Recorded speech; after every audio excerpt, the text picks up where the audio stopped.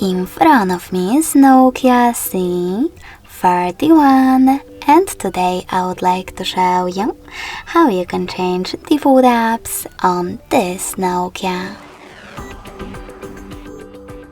First of all, go into Play Store and tap on the search bar.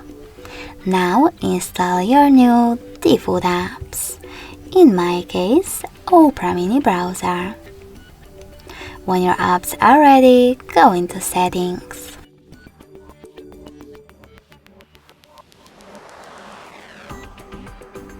In Settings, click on Apps section.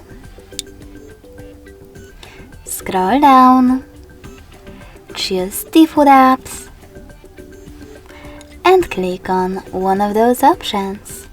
I want to change my browser app, so I have to click on it.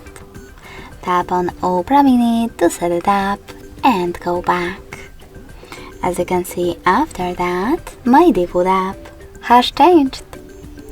Thanks so much for watching. If you enjoyed this video, smash that like button, comment, and subscribe. Bye!